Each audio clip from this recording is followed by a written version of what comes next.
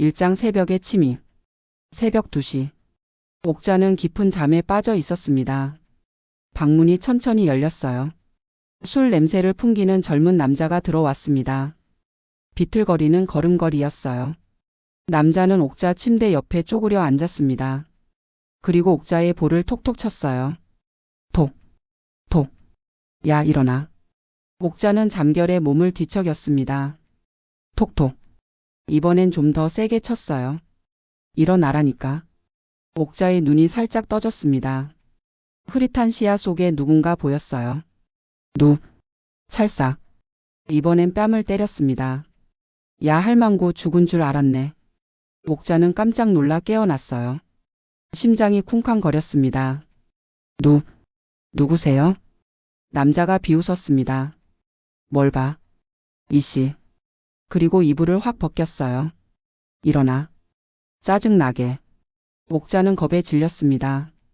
왜 이러는 거예요? 남자는 대답하지 않았어요. 옥자의 팔을 움켜잡았습니다. 아파요. 닥쳐. 남자는 옥자를 침대 밖으로 끌어냈습니다. 쿵. 옥자는 바닥에 떨어졌어요. 엉덩이가 먼저 부딪혔습니다. 일어나라니까. 남자가 옥자의 팔을 잡고 끌었어요. 거실로 질질 끌려갔습니다. 제발. 그만. 남자는 옥자를 거실 바닥에 내동댕이 쳤습니다. 쾅. 옥자의 몸이 바닥에 부딪혔어요. 허리가 아팠습니다. 그리고 폭행이 시작됐습니다. 남자는 말이 없었어요. 그냥 옥자의 옆구리를 발로 찼습니다. 쿵. 아파요. 제발. 옥자는 몸을 웅크렸습니다. 팔로 몸을 감싸려 했어요. 하지만 남자는 그 팔을 밟았습니다. 꺼져. 옥자의 배를 밟았어요. 숨이 막혔습니다. 숨이. 남자는 계속했습니다. 다리를 차고 등을 짓밟았어요. 얼굴은 건드리지 않았습니다. 하지만 몸 곳곳이 찢어지는 것 같았어요. 옥자는 저항하려 했습니다. 손을 뻗어 남자를 밀어내려 했어요. 하지 마세요. 하지만 힘이 없었습니다. 82세 할머니의 팔은 가볍게 밀려났어요. 남자는 옥자를 다시 바닥에 내동댕이 쳤습니다. 쿵. 척추에 충격이 퍼졌어요. 숨이 막혔습니다. 신음만 흘러나왔어요. 남자는 그제야 멈췄습니다. 그리고 방 안을 둘러봤어요. 옥자는 바닥에 처참하게 쓰러져 있었습니다. 팔과 다리에 멍이 들었어요. 옆구리가 쓰라렸고 등이 욱신거렸습니다. 움직일 수도 없었어요. 남자는 옥자를 보지도 않았습니다. 그냥 서랍을 열고 옷장을 뒤졌어요. 옥자의 가방을 발견했습니다. 지갑을 꺼내 현금을 털어갔어요. 이게 전부야? 쓰레기네. 옥자가 힘없이 말했습니다. 그건 제 거예요. 남자는 듣지 않았습니다. 돈을 주머니에 넣고 소파에 앉았어요. 빌라는 고요했습니다. 아무도 듣지 못했어요. 아무도 오지 않았습니다. 옥자는 바닥에 누워 천장을 바라봤습니다. 누구세요? 도대체 왜? 대답은 없었습니다. 김옥자 82세. 서울 외곽 낡은 빌라에서 혼자 살고 있었어요. 거창한 삶은 아니었습니다. 그냥 조용하고 평범한 나날들이었죠. 옥자의 하루는 늘 똑같이 시작됐어요. 아침 7시. 알람 소리에 눈을 떴습니다. 몸은 무거웠지만 일어나야 했어요. 오늘도 또 하루네. 천천히 몸을 일으켜 화장실로 갔습니다. 거울 속 82세 할머니의 얼굴. 주름이 깊어졌더군요. 늙었어. 하지만 옥자는 씩씩하게 세수를 했어요. 아침 식사는 간단했습니다. 밥 한 공기에 김치 된장찌개. 혼자 먹는 밥은 늘 적적했어요. 식사를 마치고 나면 베란다로 갔습니다. 화분들이 옥자를 기다리고 있었어요. 제라늄, 선인장, 작은 허브 몇 개. 얘들아 잘 잤니? 옥자는 화분에 물을 주며 말을 걸었어요. 너는 오늘 꽃이 하나 더 폈네. 예쁘다. 이 화분들은 손주들이 어렸을 때 같이 심었던 거였어요. 재호와 경수. 두 손주가 초등학생 때 베란다에서 흙을 만지며 웃던 모습이 떠올랐습니다. 할머니 이거 언제 꽃 펴요? 조금만 기다리면 핀단다. 그때는 행복했어요. 하지만 지금은 그 아이들이 어디 있는지도 몰랐습니다. 연락도 뜸했고요. 뭐 다들 바쁘겠지. 목자는 그렇게 스스로를 위로했어요. 점심 무렵이면 가끔 옆집 김선희가 찾아왔습니다. 똑똑. 목자 씨 계세요? 선희 씨. 들어와요. 선희는 70대 초반으로 옥자보다 10살 어렸어요. 이 빌라에서 10년 넘게 이웃으로 지냈습니다. 오늘 좀 어때요? 요즘 얼굴이 좀 피곤해 보이던데. 괜찮아요. 나이가 나이니까 그렇죠 뭐. 선희는 커피를 한 잔 마시며 동네 이야기를 들려줬어요.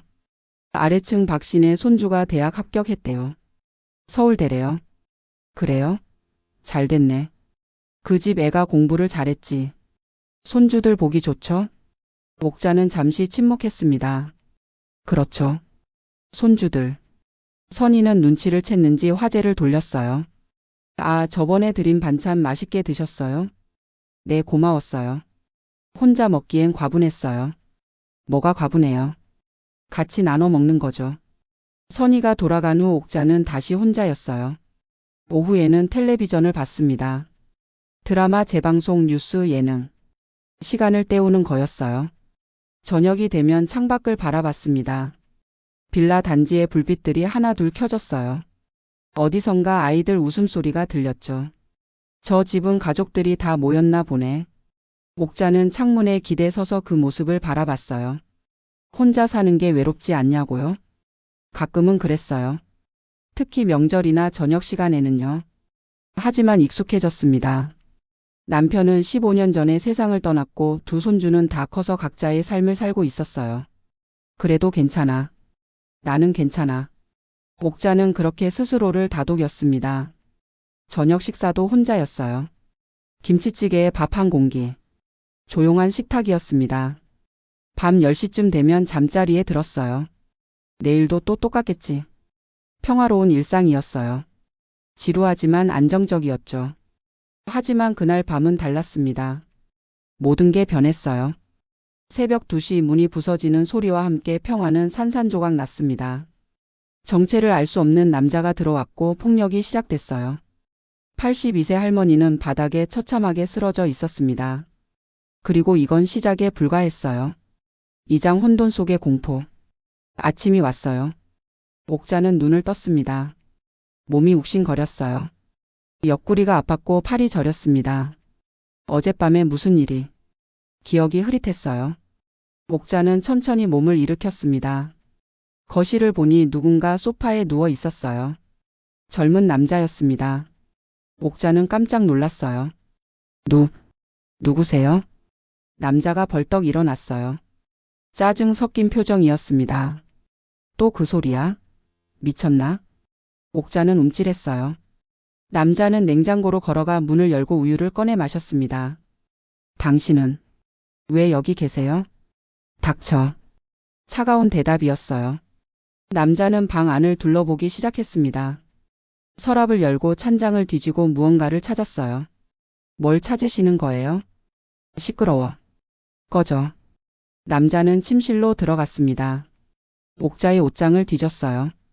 서랍을 하나씩 열었습니다. 그리고 통장을 발견했어요. 이거네.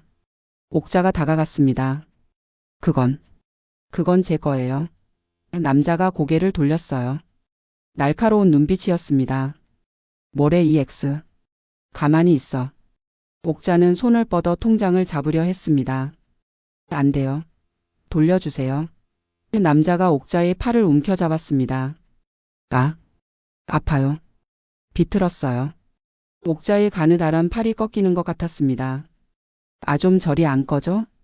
그리고 밀쳤습니다. 쿵. 옥자는 바닥에 넘어졌어요. 엉덩이가 바닥에 부딪혔습니다. 충격이 척추로 퍼졌어요. 남자는 통장을 주머니에 넣고 나갔습니다. 죽을래? 가만히 있어. 옥자는 바닥에 앉아 있었습니다. 눈물이 났어요. 내 통장인데. 하지만 일어날 힘이 없었습니다. 시간이 흘렀어요. 옥자는 배가 고팠습니다. 배고파. 주방으로 갔어요. 냉장고를 열었습니다. 밥을 먹었나? 하지만 확신이 없었어요. 10분 후 옥자는 다시 냉장고 앞에 섰습니다. 내가 밥을 먹었나? 같은 질문이었어요. 남자가 소리쳤습니다. 할망구 뭐 하는 거야? 자꾸 왔다 갔다 하지 마. 옥자는 움찔했어요. 오후가 됐어요. 남자는 옥자의 방을 다시 뒤졌습니다. 이번에는 서랍장을 열었어요. 작은 보석함을 발견했습니다. 목걸이, 반지, 귀걸이. 옥자가 평생 모은 것들이었어요. 이거 팔면 되겠네. 옥자가 달려왔습니다. 안 돼요. 그건 제 거예요. 남편이 선물한 목걸이였어요. 결혼 30주년 기념으로 받은 거였습니다. 돌려주세요. 옥자가 보석함을 잡으려 했어요. 남자가 옥자의 어깨를 밀쳤습니다. 꺼져 할망구. 쿵. 옥자는 벽에 등이 부딪혔어요. 숨이 막혔습니다. 등뼈가 욱신거렸어요. 또 건드리면 죽는다. 알아들어? 남자는 보석함을 들고 나갔습니다. 옥자는 벽에 기대 서 있었어요. 다리에 힘이 없었습니다. 천천히 바닥으로 주저앉았어요. 내 목걸이. 눈물이 흘러내렸습니다. 저녁이 됐어요. 옥자는 거실 구석에 앉아 있었습니다. 남자는 술을 마시고 있었어요. 소주병이 벌써 반이나 비었습니다. 옥자는 남자를 봤어요. 당신은 누구세요? 또 같은 질문이었습니다. 남자가 소주잔을 던졌어요. 옥자 옆 벽에 부딪혀 깨졌습니다. 또 그 소리. 닥치라니까. 옥자는 몸을 움츠렸어요. 미친. 자꾸 같은 말만 하고. 남자는 소주를 한 잔 더 마셨습니다. 밤이 됐습니다. 옥자는 잠을 청했지만 잠이 오지 않았어요. 몸이 아팠고 두려웠습니다. 이 사람은 누구지? 왜 나를? 하지만 대답은 없었어요. 그리고 다음 날도 그 다음 날도 똑같았습니다. 폭력은 계속됐어요. 욕설은 더 거세졌고요. 옥자는 매일 같은 질문을 했고 매일 잊어버렸습니다. 며칠이 지나고 일주일이 지나고 한 달이 지났어요. 옥자의 몸은 점점 약해졌습니다. 제대로 먹지 못했고 멍은 사라지지 않았어요. 그리고 옥자는 몰랐어요. 이 남자가 누구인지, 왜 여기 있는지, 이 상황이 얼마나 오래 계속될지. 하지만 한 가지는 확실했어요. 끝이 보이지 않았습니다. 3장 끝없는 악몽. 며칠이 지났습니다. 아니, 일주일이었을까요? 한 달이었을까요? 옥자는 시간 감각을 잃었습니다. 남자는 계속 집에 있었어요. 매일 술을 마시고 옥자를 때렸습니다. 그리고 돈을 가져갔어요. 어느 날 아침 남자는 옥자의 통장을 들고 나갔습니다. 어디 가세요? 옥자가 물었지만 남자는 대답하지 않았습니다. 2시간 후 남자가 돌아왔어요. 손에 현금 봉투를 들고 있었습니다. 이게 전부야? 고작 이것밖에? 남자는 돈을 세며 혀를 찼습니다. 노인연금이었어요. 매달 들어오는 50만 원. 옥자가 생활비로 쓰던 돈이었습니다. 다음 달에 또 들어오겠지. 남자는 돈을 주머니에 넣었어요. 옥자는 멍하니 서 있었습니다. 내 돈인데. 하지만 말할 수 없었어요. 며칠 후 남자는 또 나갔습니다. 이번에도 통장을 들고요. 그리고 돌아와서는 소주를 잔뜩 사왔어요. 이번엔 좀 쓸만하네. 남자는 웃으며 소주를 마셨습니다. 옥자의 통장은 비어가고 있었어요. 어느 날 남자는 옥자의 귀금속을 다시 뒤졌습니다. 보석함은 이미 털렸지만 더 찾을 게 있을 거라고 생각한 거죠. 또 뭐 숨겨둔 거 없어? 남자가 옥자에게 물었습니다. 옥자는 고개를 저었어요. 없어요. 거짓말하지 마. 할망구들은 다 어딘가 숨겨둔다니까. 남자는 옷장을 다시 뒤졌습니다. 이불을 들추고 베개를 털고 매트리스 밑까지 뒤졌어요. 그리고 발견했습니다. 침대 밑에 작은 상자가 있었어요. 이거네. 상자 안에는 옥자의 결혼 반지가 있었습니다. 남편이 준 반지였어요. 50년 넘게 끼고 있다가 손가락이 부어서 빼놓은 거였습니다. 이거 금이잖아. 남자가 반지를 들어 올렸습니다. 옥자가 달려왔어요. 안 돼요. 그건 남편이 준 거예요. 남자가 옥자를 밀쳤습니다. 닥쳐. 어차피 쓸 일도 없잖아. 쿵. 옥자는 바닥에 넘어졌습니다. 그건 제발. 하지만 남자는 이미 반지를 주머니에 넣고 나가버렸어요. 옥자는 바닥에 주저앉았습니다. 눈물이 흘러내렸어요. 남편이 준 건데. 하지만 되돌릴 수 없었습니다. 시간이 더 흘렀습니다. 옥자는 점점 약해졌어요. 제대로 먹지 못했습니다. 남자가 먹다 남긴 것만 먹었어요. 밥 한 공기, 김치 몇 조각. 그게 전부였습니다. 몸무게가 줄었어요. 옷이 헐렁해졌고 걷기도 힘들어졌습니다. 어느 날 옥자는 거울을 봤습니다. 깡마른 얼굴이 보였어요. 눈은 푹 꺼졌고 뺨은 움푹 들어갔습니다. 내가 이렇게 됐나? 옥자는 울었습니다. 그리고 며칠 후 남자는 전화를 걸었습니다. 옥자는 멀리서 그 소리를 들었어요. 여보세요? 거기 부동산 맞죠? 집 시세 좀 알아보려고요. 남자가 집 안을 둘러보며 말했습니다. 네, 이 동네 빌라요. 평수는 24평? 네, 맞아요. 옥자는 가슴이 철렁했어요. 집을 팔려고? 시세가 얼마나 돼요? 2억? 그 정도밖에 안 돼요? 남자는 실망한 듯 혀를 찼습니다. 알겠습니다. 나중에 다시 연락드릴게요. 전화를 끊은 남자는 소파에 앉아 생각에 잠겼어요. 2억이면 나쁘지 않은데. 옥자는 구석에서 떨고 있었습니다. 이 집까지 빼앗으려고 하는 거야. 하지만 어떻게 막을 수 있을까요? 힘도 없고 기억도 흐릿하고 도와줄 사람도 없었습니다. 며칠 후 남자는 또 부동산에 전화를 걸었습니다. 명의 변경하려면 어떻게 해야 돼요? 집주인 동의만 있으면 돼요? 옥자는 그 말을 듣고 더욱 두려워졌습니다. 나한테 도장을 찍으라고 할 거야. 그리고 예상은 맞았어요. 다음 날 남자는 서류를 들고 왔습니다. 여기 도장 찍어. 옥자는 고개를 저었습니다. 싫어요. 남자가 옥자의 팔을 잡았습니다. 찍으라니까. 안 돼요. 남자는 옥자를 바닥에 밀쳤습니다. 닥쳐, 가만히 있어. 옥자는 울었어요. 제발. 그러지 마세요. 하지만 남자는 듣지 않았습니다. 그날 밤 옥자는 잠들지 못했어요. 이 집마저 빼앗기면 나는 어디로 가지? 두려움이 밀려왔습니다. 그리고 며칠이 더 지났습니다. 폭력은 계속됐고 수탈도 멈추지 않았어요. 옥자의 통장은 텅 비었고 기금속은 모두 사라졌습니다. 이제 남은 건 집뿐이었어요. 하지만 그마저도 위태로웠습니다. 사장 깨어난 순간 며칠이 더 지났습니다. 아니, 몇 주였을까요? 옥자는 날짜를 셀 수 없었어요. 어느 날 저녁이었습니다. 옥자는 거실 구석에 앉아 있었어요.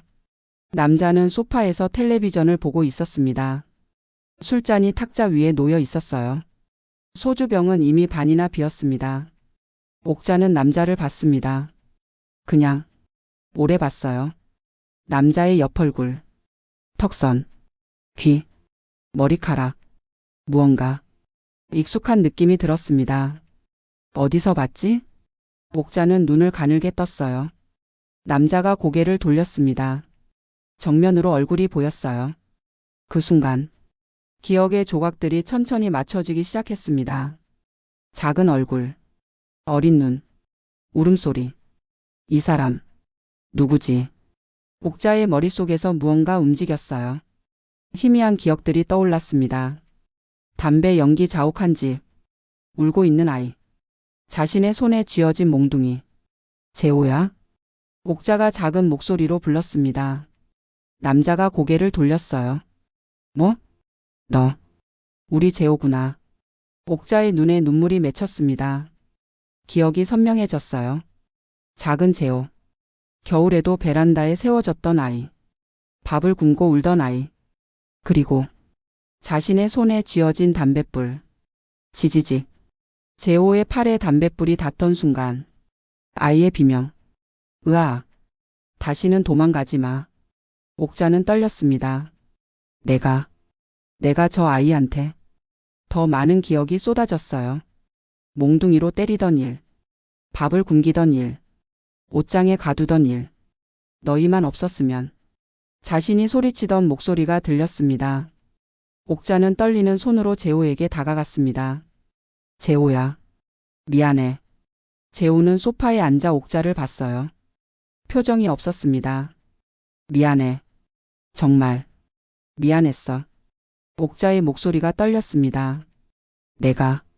내가 너한테 그랬지. 때리고, 굶기고, 담뱃불로. 눈물이 흘러내렸어요. 너무 미안해.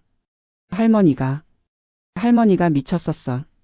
재호는 차갑게 바라만 봤습니다. 지금 와서? 아니, 그게 아니라. 정말. 뭐래 미친. 재호가 소주를 한 잔 마셨습니다. 닥쳐. 이제 와서 사과? 웃기네. 옥자는 무릎을 꿇었어요. 재호야. 할머니가. 정말 잘못했어. 용서해 줄 순 없겠지만. 재호는 텔레비전을 보며 말했습니다. 그냥 닥치고 있어. 짜증나게. 옥자는 울먹였습니다. 미안해. 정말. 하지만 재호는 더 이상 쳐다보지도 않았어요. 시간이 흘렀습니다. 10분쯤 지났을까요? 옥자는 바닥에 앉아 있었습니다. 눈물을 닦으며 천장을 바라봤어요. 재호. 우리 재호. 그리고 천천히 그 선명했던 기억이 흐려지기 시작했습니다. 담배 연기가 사라지고 울음소리가 멀어지고 담뱃불이 희미해졌어요. 옥자는 눈을 깜빡였습니다. 뭘 생각하고 있었지? 기억이 사라졌어요.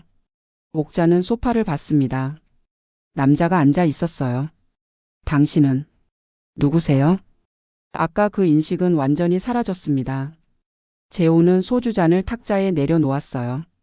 그리고 비웃었습니다. 또 시작이네. 옥자는 혼란스러웠습니다. 당신은? 재호는 일어나서 옥자의 방으로 갔습니다. 서랍을 열고 통장을 꺼냈어요. 이번 달 것도 나왔네. 통장을 보며 중얼거렸습니다. 옥자는 거실에 멍하니 앉아 있었어요. 이 사람은 누구지? 10분 전에 알았던 것. 10분 전에 울며 사과했던 것. 모두 사라졌습니다. 재호는 통장을 주머니에 넣고 현관문을 열었어요. 나갔다 온다. 쾅. 문이 닫혔습니다. 옥자는 홀로 남겨졌어요. 창밖을 봤습니다. 어두워지고 있었어요. 배고파. 하지만 밥을 할 힘이 없었습니다. 그냥 바닥에 앉아 있었어요. 시간이 흘렀습니다. 1시간 후 재호가 돌아왔습니다. 손에 소주 몇 병을 들고 있었어요. 옥자를 보더니 말했습니다. 뭐하고 있어? 저리 안 비켜? 옥자는 천천히 비켰습니다. 재호는 소파에 앉아 소주를 따랐어요. 그리고 텔레비전을 켰습니다. 옥자는 구석에 앉아 재호를 봤어요. 이 사람은 누구지? 같은 질문이었습니다. 대답은 없었어요. 오장 정체의 확인. 다음 날 아침이었습니다. 재호는 통장을 들고 밖으로 나갔습니다. 재호. 김옥자의 손자였습니다. 32세의 재호. 그는 옥자가 어렸을 때부터 키운 손자였어요. 부모는 일찍 세상을 떠났고 옥자와 남편이 재호와 동생 경수를 키웠습니다. 하지만 남편이 사망한 후 모든 것이 변했어요. 재호는 12년 전 폭력 사건으로 교도소에 수감되었습니다. 출소한 건 1년 전이었어요. 갈 곳이 없었습니다. 동생 경수는 일찍 집을 떠나 연락을 끊었고 재호에게 남은 건 할머니뿐이었어요. 그래서 돌아왔습니다. 옥자의 빌라로. 처음 문을 열었을 때 옥자는 재호를 알아보지 못했습니다. 누구세요? 재호는 그 순간 알았어요. 할머니가 이상해졌구나. 하지만 상관없었습니다. 오히려 좋았어요. 재호에게는 분노가 가득했습니다. 어린 시절의 상처, 학대의 기억, 담뱃불로 지져진 팔의 흉터. 그 모든 것이 할머니 때문이었어요. 그래서 시작했습니다. 복수. 매일 밤 술을 마시고 할머니를 때렸습니다. 통장을 빼앗고 돈을 인출하고 기금속을 팔아치웠어요. 할머니는 가끔 재호를 알아봤습니다. 그럴 때마다 울며 사과했어요. 하지만 곧 잊어버렸습니다. 재호는 그게 편했어요. 어차피 기억도 못하잖아. ATM 기계 앞에 선 재호는 통장을 넣었습니다. 노인연금이 들어와 있었어요. 50만 원. 재호는 전액을 인출했습니다. 그리고 편의점으로 갔어요. 소주 5병을 샀습니다. 집으로 돌아오는 길 재호는 담배를 피웠습니다. 어린 시절 집안은 항상 담배 연기로 자욱했습니다. 재호와 경수는 기침을 했고 기관지가 안 좋았습니다. 시끄러워. 밖에 나가 있어. 할머니의 목소리가 아직도 귀에 들렸습니다. 재호는 자신의 팔에 있는 담뱃불 흉터를 봤어요. 그리고 희죽 웃었습니다. 학교 다닐 때 재호의 시그니처가 담뱃불이었습니다. 약한 애들 팔에 지지는 거. 선생들도 손 못 댔어요. 과거를 떠올리며 재호는 다시 희죽 웃었습니다. 재호는 담배를 깊이 빨아들였습니다. 이제 내가 피우네. 빌라로 돌아왔습니다. 옥자는 거실 바닥에 앉아 있었어요. 멍하니 창밖을 보고 있었습니다. 당신은 누구세요? 옥자가 재호를 보며 물었습니다. 또 같은 질문이었어요. 재호는 대답하지 않았습니다. 소파에 앉아 소주를 따랐어요. 옥자는 일어나려 했지만 다리에 힘이 없었습니다. 배고파. 재호는 듣지 않았습니다. 며칠 전 재호는 부동산에 다시 전화를 걸었습니다. 명의 변경하려면 어떻게 해야 돼요? 본인 동의서와 인감증명서가 필요합니다. 할머니가 치매기가 있는데 그래도 되나요? 법적으로는 성년 후견인 제도를 통해야 합니다. 재호는 혀를 찼습니다. 복잡하네. 하지만 포기하지 않았어요. 어떻게든 방법이 있겠지. 옥자의 인감도장을 이미 찾아뒀습니다. 서류만 있으면 됐어요. 재호는 옥자를 봤습니다. 할머니는 점점 약해지고 있었어요. 제대로 먹지 못해 몸무게가 줄었고 걷기도 힘들어했습니다. 언젠가는 죽겠지. 재호는 그렇게 생각했습니다. 그리고 그때가 되면 이 집은 자기 것이 될 거예요. 다른 손자 경수는 연락도 없었습니다. 재호가 출소했다는 소식을 들었을 텐데 한 번도 찾아오지 않았어요. 전화를 걸어봤지만 받지 않았습니다. 형, 나 혼자 살기도 바빠. 미안. 문자 한 통뿐이었어요. 재호는 비웃었습니다. 가족? 다 거짓말이지. 할머니도 동생도 다 똑같았습니다. 필요할 때만 가족이고 필요 없으면 버리는 거였어요. 그렇다면 재호도 마찬가지였습니다. 이제는 자기 차례였어요. 재호는 소주를 마시며 텔레비전을 봤습니다. 옥자는 구석에 웅크리고 앉아 있었어요. 당신은 누구세요? 또 같은 질문이었습니다. 재호는 리모컨을 옥자 쪽으로 던졌습니다. 닥쳐. 시끄러워. 옥자는 움찔했어요. 밤이 됐습니다. 재호는 술에 취해 잠들었고 옥자는 혼자 깨어 있었습니다. 이 사람은 누구지? 왜 나를? 하지만 대답은 없었어요. 그리고 다음 날도 그 다음 날도 똑같았습니다. 폭력과 수탈은 계속됐습니다. 육장금이 간 과거. 시간을 되돌려야 할 것 같습니다. 20년 전으로요. 재호는 12살, 경수는 9살이었습니다. 부모는 교통사고로 세상을 떠났어요. 갑작스러운 일이었습니다. 장례식장에서 재호와 경수는 울었어요. 어린 두 형제는 어디로 가야 할지 몰랐습니다. 할머니 옥자와 할아버지가 손을 내밀었어요. 우리가 키울게. 걱정하지 마. 그렇게 두 아이는 할머니 집으로 왔습니다. 처음 몇 달은 괜찮았어요. 할머니는 다정했습니다. 밥을 잘 챙겨줬고 학교 준비물도 사줬어요. 재호야, 밥 먹어라. 경수야, 숙제 다 했니? 할아버지도 자상했습니다. 주말이면 두 손자를 데리고 공원에 갔어요. 할아버지, 저것 좀 사주세요. 그래, 사줄게. 재호와 경수는 조금씩 웃기 시작했습니다. 여기서 살 수 있을 것 같아. 하지만 1년 후 할아버지가 쓰러졌습니다. 뇌졸 중이었어요. 병원에 실려갔지만 일주일 만에 세상을 떠났습니다. 옥자는 무너졌어요. 남편을 잃었습니다. 딸도 잃었습니다. 이제 남은 건 두 어린 손자뿐이었어요. 경제적으로도 힘들었습니다. 남편의 연금이 끊겼고 생활비가 빠듯했어요. 옥자는 담배를 피우기 시작했습니다. 처음엔 하루 한 갑이었어요. 그러다 두 갑이 됐습니다. 집 안은 항상 담배 연기로 자욱했어요. 재호와 경수는 기침을 했습니다. 할머니, 담배 연기가. 시끄러워. 옥자는 담배를 계속 피웠습니다. 두 아이의 기관지는 점점 나빠졌어요. 밤마다 기침을 했습니다. 옥자는 잠을 못 잤어요. 시끄럽게 왜 자꾸 기침을 해? 소리를 질렀습니다. 재호와 경수는 입을 다물었어요.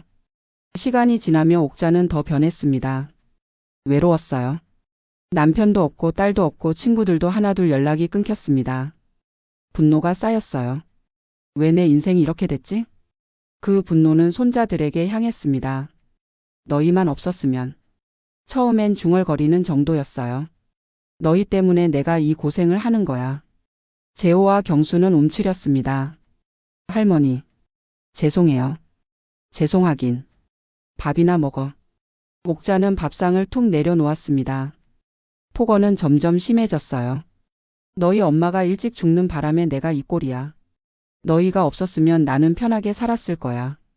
재호는 13살이었습니다. 경수는 10살이었어요. 두 아이는 할머니의 말을 들으며 울었습니다. 어느 날 재호가 학교 성적표를 받아왔습니다. 성적이 나빴어요. 국어 60점, 수학 55점. 옥자는 성적표를 보며 화를 냈습니다. 이게 뭐야? 공부는 이렇게 하고. 할머니, 죄송해요. 죄송하면 다야? 옥자는 재호의 뺨을 때렸습니다. 짝. 재호는 뺨을 감싸 쥐었어요. 할머니, 공부도 못하면서 밥은 축 내고.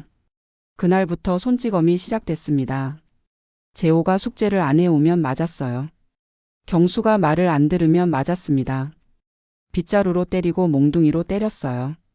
맞아야 정신 차리지. 재호와 경수는 울며 맞았습니다. 그리고 밥을 굶기기 시작했어요. 오늘은 밥 없어. 반성이나 해. 재호는 배가 고팠습니다. 하지만 참았어요. 경수는 울었습니다. 할머니, 배고파요. 시끄러워. 나가 있어. 두 아이는 방에서 나와 거실 구석에 앉아 있었습니다. 겨울이었어요. 어느 날 밤 재호가 말을 안 들었습니다. 할머니, 저 친구 집에 가고 싶어요. 안 돼. 집에 있어. 제발요. 옥자는 화가 났습니다. 나가. 밖에 나가 있어. 할머니, 추워요. 나가라니까. 옥자는 재호를 베란다로 끌고 갔습니다. 문을 잠갔어요. 재호는 베란다에 혼자 남겨졌습니다. 영하의 날씨였어요. 재호는 떨었습니다. 할머니, 제발. 문 열어주세요. 하지만 옥자는 담배를 피우며 텔레비전을 봤습니다. 1시간 후에야 문을 열어줬어요. 재호는 얼어붙어 있었습니다. 들어와. 이제 알았지? 재호는 울지 않았어요. 그냥 할머니를 봤습니다. 그 눈빛에는 두려움과 분노가 섞여 있었어요. 경수는 형을 안아줬습니다. 형, 괜찮아? 재호는 대답하지 않았습니다. 학대는 계속됐습니다. 몽둥이 빗자루 굶기기, 밤에 세워두기. 재호와 경수는 점점 변해갔어요. 말이 없어졌고 학교에서도 문제를 일으켰습니다.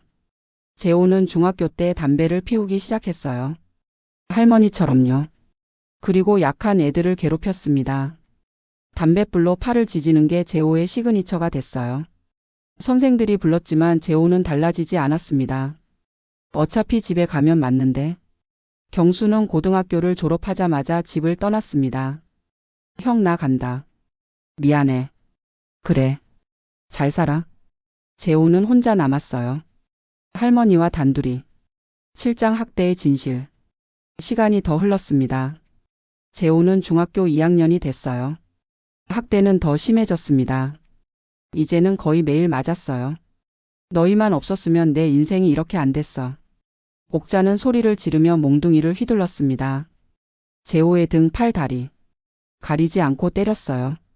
얼굴은 건드리지 않았습니다. 학교에서 보면 안 되니까요.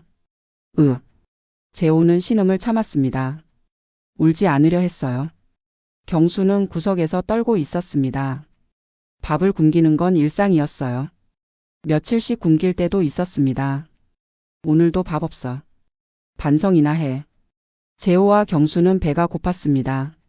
하지만 참았어요. 학교 급식이 유일한 식사였습니다. 어느 겨울날 옥자는 재호를 밖에 세워뒀습니다. 나가 있어. 내일 아침까지. 할머니, 얼어 죽어요. 죽으면 죽는 거지. 나가. 재호는 밤새 밖에 서 있었어요. 영하 10도였습니다. 온몸이 얼었습니다. 손가락 감각이 없었어요. 아침이 되어서야 옥자가 문을 열어줬습니다. 들어와. 재호는 비틀거리며 들어왔어요. 경수는 형을 안았습니다. 형, 괜찮아? 재호는 대답하지 않았습니다. 그냥 방으로 들어가 이불을 뒤집어 썼어요. 어느 날 이웃 아주머니가 찾아왔습니다. 똑똑. 옥자 씨 계세요? 옥자는 문을 열지 않았습니다. 누구세요? 옆집 사는데요. 요즘 아이들 우는 소리가 자주 들려서. 아니에요. 괜찮아요. 그래도 한 번만 열어주시면. 바빠요. 다음에요. 옥자는 문을 열어주지 않았습니다. 이웃들은 의심했지만 더 이상 나서지 않았어요. 남의 집 일에 끼어들 수는 없지. 재호는 중학교 3학년 때 가출을 시도했습니다. 학교가 끝나고 집으로 돌아가지 않았어요. 친구 집에 숨었습니다. 나 여기서 좀 있어도 돼? 왜? 무슨 일 있어? 그냥 집에 가기 싫어서. 사흘 만에 들켰습니다. 옥자가 친구 어머니에게 전화를 걸었어요. 우리 손주 거기 있죠? 당장 데려올 거예요. 재호는 집으로 끌려왔습니다. 옥자는 분노했어요. 도망갔어? 내가? 할머니. 저는. 닥쳐. 옥자는 재호를 방으로 끌고 갔습니다. 그리고 서랍에서 담배를 꺼냈어요. 불을 붙였습니다. 재호는 두려웠어요. 할머니. 뭐 하시는 거예요? 옥자는 재호의 팔을 움켜잡았습니다. 다시는 도망가지 마. 그리고 담뱃불을 재호의 팔에 댔습니다. 지지직. 으아. 재호는 비명을 질렀습니다. 살이 타는 냄새가 났어요. 고통이 팔을 타고 온몸으로 퍼졌습니다. 할머니. 제발. 옥자는 담뱃불을 떼지 않았습니다. 5초 10초. 다시는 도망가지 마. 알아들었어? 네. 제발. 옥자가 담배를 뗐습니다. 재호의 팔에는 동그란 화상 자국이 생겼어요. 피부가 까맣게 탔습니다. 재호는 바닥에 주저앉아 울었습니다. 아파. 옥자는 담배를 다시 피우며 나갔습니다. 경수는 문 밖에서 듣고 있었어요. 형의 비명을 들었습니다. 하지만 아무것도 할 수 없었어요. 그냥 울었습니다. 재호의 팔에는 흉터가 남았습니다. 담뱃불 자국. 동그랗고 까만 흉터. 재호는 그 흉터를 볼 때마다 분노가 치솟았어요. 할머니. 언젠가는. 그 후로 재호는 더 이상 가출하지 않았습니다. 하지만 분노는 쌓였어요. 학교에서는 더 폭력적이 됐습니다. 약한 애들을 괴롭혔어요. 담뱃불로 팔을 찢었습니다. 아파? 나도 이렇게 당했어. 선생들이 불렀지만 재호는 달라지지 않았어요. 경수는 고등학교를 졸업하자마자 집을 떠났습니다. 형, 나 간다. 더는 못 견디겠어. 그래. 가. 재호는 경수를 보냈어요. 이제 혼자였습니다. 할머니와 단둘이. 학대는 계속됐습니다. 재호는 19살이 됐어요. 분노는 한계에 달했습니다. 어느 날 술집에서 시비가 붙었습니다. 너 뭐야? 째려보지 마. 뭘 봐, 닥쳐. 재호는 주먹을 휘둘렀어요. 한 번, 두 번, 세 번. 멈추지 않았습니다. 상대는 피를 흘리며 쓰러졌어요. 경찰이 왔습니다. 재호는 체포됐어요. 중상의 혐의로 구속합니다. 재판이 열렸습니다. 피고인 김재호 징역 12년을 선고합니다. 재호는 교도소로 갔습니다. 12년. 그동안 할머니는 혼자 살았어요. 경수는 연락을 끊었고 재호는 교도소에 있었습니다. 옥자는 점점 늙어갔습니다. 그리고 기억도 흐려졌어요. 12년 후 재호가 출소했습니다. 갈 곳이 없었어요. 할머니 집으로 돌아갔습니다. 문을 열었을 때 옥자는 재호를 알아보지 못했습니다. 누구세요? 재호는 그날 밤부터 술을 마셨어요. 그리고 어느새 손이 나갔습니다. 폭력은 자연스럽게 시작됐습니다. 팔짱 외부의 눈. 이후 김선희는 몇 주 전부터 이상한 소리를 들었습니다. 밤마다 들리는 소리. 쿵, 쿵. 무언가 부딪히는 소리였어요. 처음에는 신경 쓰지 않았습니다. 가구를 옮기나 보다. 하지만 매일 밤 들렸어요. 비명 같은 소리도 들렸습니다. 선희는 벽에 귀를 기울였어요. 희미한 신음소리였습니다. 뭐지? 선희는 불안했어요. 어느 날 아침 선희는 쓰레기를 버리러 나왔습니다. 복도에서 옥자와 마주쳤어요. 옥자씨. 옥자는 천천히 걸어오고 있었습니다. 비틀거리는 걸음걸이였어요. 선희는 옥자의 얼굴을 봤습니다. 멍이 있었어요. 뺨에 푸른 멍. 눈 밑에도 약간 부어 있었습니다. 옥자씨 무슨 일 있으세요? 옥자는 멍하니 섰습니다. 누구세요? 선희는 당황했어요. 저예요. 옆집 선이요. 10년 넘게 이웃으로 지냈잖아요. 아? 옥자는 고개를 끄덕였지만 기억하지 못하는 것 같았습니다. 얼굴에 멍이 있는데 어디 부딪히셨어요? 멍? 옥자는 자기 얼굴을 만졌어요. 모르겠어요. 언제? 선희는 불안했습니다. 혹시 집에 누가 있어요? 누가? 옥자는 대답하지 못했어요. 아, 그러셨구나. 혼자 계시는구나. 선희는 옥자를 집까지 바래다 줬습니다. 문 앞에서 옥자가 말했어요. 고마워요. 누구시든. 선희는 가슴이 먹먹했습니다. 뭔가 이상해. 며칠 후 선희는 다시 옥자를 봤습니다. 이번에는 더 심했어요. 옥자는 걷기조차 힘들어했습니다. 벽을 짚으며 천천히 움직였어요. 옥자씨. 선희가 달려갔습니다. 옥자는 몸무게가 많이 줄어 있었어요. 옷이 헐렁했습니다. 괜찮으세요? 누구세요? 또 같은 질문이었습니다. 선희는 확신했어요. 뭔가 문제가 있어. 선희는 사회복지사에게 연락했습니다. 여보세요? 거기 구청 복지과 맞죠? 네, 맞습니다. 저희 동네에 혼자 사시는 할머니가 있는데요. 상태가 안 좋은 것 같아요. 어떤 상황인가요? 얼굴에 멍도 있고 걷기도 힘들어 하시고. 제 얼굴도 못 알아보세요. 주소 알려주시면 방문하겠습니다. 이틀 후 복지사 박지연이 찾아왔습니다. 똑똑똑. 계세요? 구청에서 나왔습니다. 안에서 인기척이 없었어요. 옥자씨?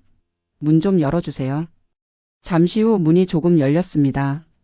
젊은 남자가 나왔어요. 누구세요? 박지연은 명함을 내밀었습니다. 구청 복지사 박지연입니다. 김옥자 씨 계시나요? 할머니는 괜찮아요. 잘 계세요? 그래도 확인차 한 번만. 바쁜데 나중에 연락 주세요. 쾅. 문이 닫혔습니다. 박지연은 당황했어요. 뭔가 이상한데. 박지연은 선희에게 다시 전화했습니다. 혹시 집에 누가 같이 사나요? 아니요. 혼자 사시는 걸로 알아요. 근데 젊은 남자가 나왔어요. 문도 안 열어주고요. 선희는 놀랐습니다. 젊은 남자요? 처음 듣는데요. 박지연은 경찰에 연락했습니다. 노인 학대 의심 사례가 있습니다. 사흘 후 경찰과 복지사가 함께 찾아왔습니다. 똑똑똑. 경찰입니다. 문 열어주세요. 재호는 술에 취해 있었어요. 뭐야? 강제조사 영장 나왔습니다. 문 열어주세요. 재호는 마지못해 문을 열었습니다. 경찰과 복지사가 들어왔어요. 집 안은 엉망이었습니다. 술병이 여기저기 널려 있고 쓰레기가 쌓여 있었어요. 김옥자 씨 어디 계세요? 방에. 경찰이 방으로 들어갔습니다. 옥자는 침대에 누워 있었어요. 몸은 말랐고 얼굴에는 멍이 가득했습니다. 할머니 괜찮으세요? 옥자는 눈을 떴습니다. 누구세요? 경찰은 119에 연락했습니다. 환자 이송 부탁합니다. 옥자는 병원으로 급히 실려갔어요. 재호는 경찰서로 연행됐습니다. 당신 누구예요? 할머니랑 무슨 관계죠? 손자예요. 경찰은 놀랐습니다. 손자가 할머니를? 며칠 후 병원에서 검사 결과가 나왔습니다. 의사가 복지사와 경찰에게 설명했어요. 김옥자 씨는 중증 알츠하이머입니다. 알츠하이머요? 네. 단기 기억이 거의 남아있지 않습니다. 이미 오래전부터 진행된 것 같습니다. 복지사는 충격을 받았어요. 그럼 언제부터? 정확히는 모르겠지만 최소 몇 년은 된 것 같습니다. 경찰이 물었습니다. 그럼 할머니는 손자를 못 알아봤다는 거네요? 네. 가끔 순간적으로 기억할 수는 있지만 곧 잊어버렸을 겁니다. 경찰은 한숨을 쉬었습니다. 그래서 의사가 덧붙였습니다. 그리고 몸 상태도 심각합니다. 영양실조에 탈수, 전신에 멍이 있고요. 특이한 건요? 폭행 흔적이 절묘합니다. 얼굴은 거의 안 맞았고 몸통과 팔다리만 집중적으로.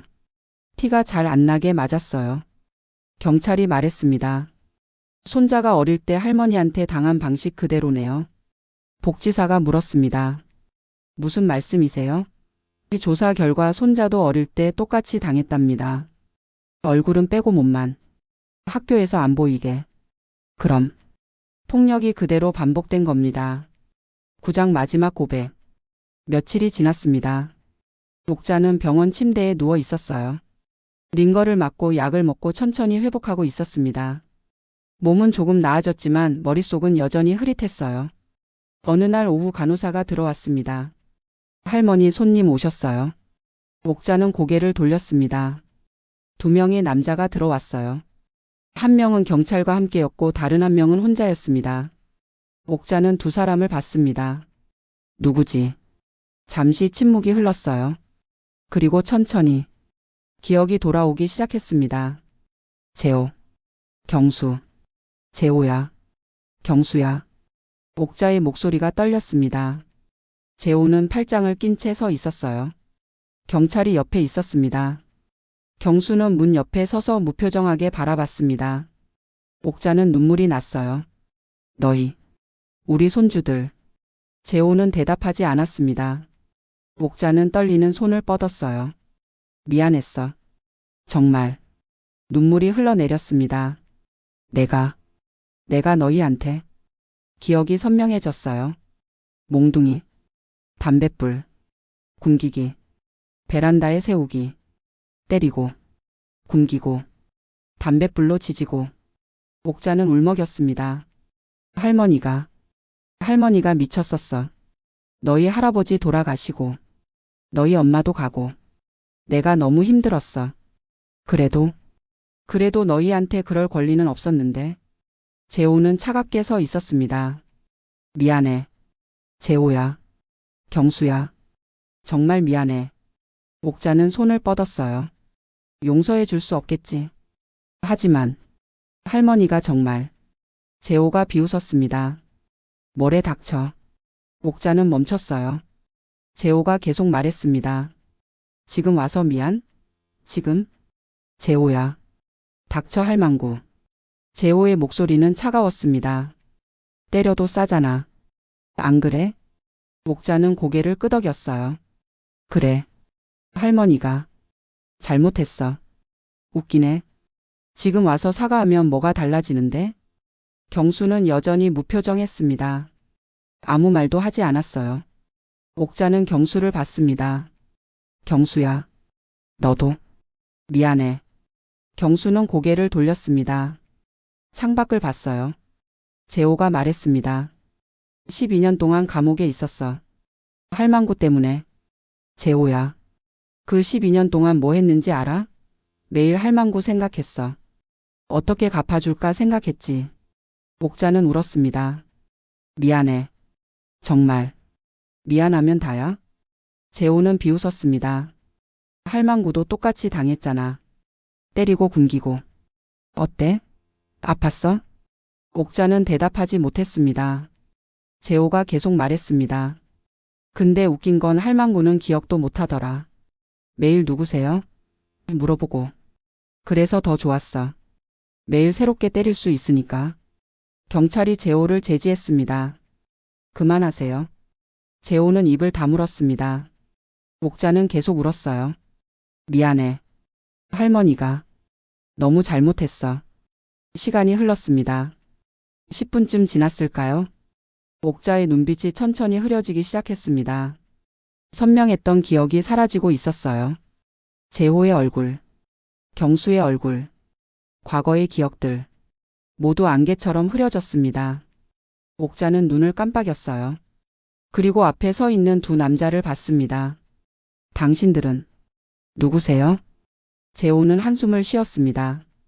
또 시작이네. 경수는 여전히 창밖을 보고 있었어요. 재호가 일어섰습니다. 가자.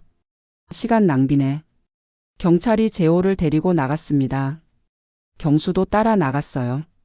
한 번도 할머니를 쳐다보지 않았습니다. 옥자는 혼자 남았어요. 병실 침대에 누워 천장을 바라봤습니다. 누구였지? 저 사람들. 하지만 기억나지 않았어요. 간호사가 들어왔습니다. 할머니 저녁 드실래요? 네. 옥자는 밥을 먹었습니다. 창밖을 봤어요. 해가 지고 있었습니다. 오늘도 하루가 가네. 하지만 무슨 일이 있었는지는 기억나지 않았어요. 복도에서 재호와 경수가 마주쳤습니다. 형. 응. 형은 후회 안 해? 재호는 담배를 꺼내 입에 물었어요. 후회? 뭘? 할머니한테 그렇게 한 거. 재호는 담배에 불을 붙였습니다. 전혀. 경수는 한숨을 쉬었습니다. 나도 모르겠어. 할머니가 잘못한 건 맞는데. 그럼 됐잖아. 그래도 이렇게까지. 재호는 담배 연기를 내뱉었습니다. 너는 일찍 도망갔잖아. 나는 혼자 남았어. 경수는 대답하지 못했습니다. 재호가 말했습니다. 각자 살던 대로 살자. 나는 감옥 갈 거고 너는 내 인생 살고. 형. 됐어. 가. 재호는 경찰차에 탔습니다. 경수는 그 모습을 보다가 돌아섰어요. 각자의 길로 갔습니다. 할머니를 두고. 십장 폭력의 끝. 법정이 열렸습니다. 재호는 피고인석에 앉아 있었어요. 피고인 김재호 노인 학대 및 상해 혐의로 기소되었습니다. 판사가 서류를 넘겼습니다. 피해자는 피고인의 친할머니 김옥자 씨입니다.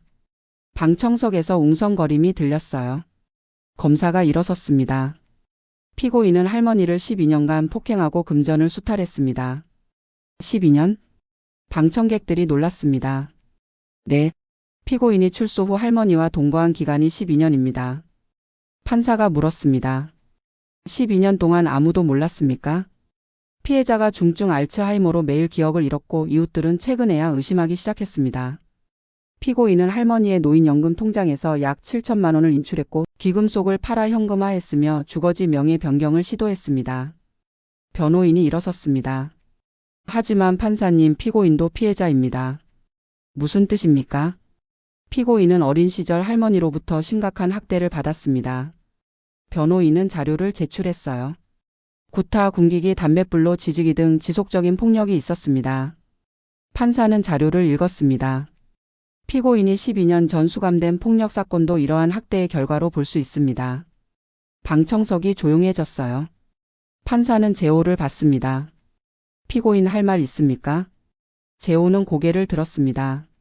없습니다. 할머니에게 사과하고 싶지 않습니까? 재호는 웃었습니다. 사과요? 할망구도 한 번도 안 했는데요. 피고인. 어차피 기억도 못하는데 뭐하러. 판사는 한숨을 쉬었습니다. 며칠 후 선고가 내려졌습니다. 피고인 김재호 징역 8년을 선고합니다. 재호는 표정 변화가 없었어요. 다만 피고인의 과거 피해 사실을 참작하여 감경합니다. 재호는 다시 교도소로 갔습니다. 경수는 법정에 오지 않았습니다. 변호사가 전화했지만 받지 않았어요.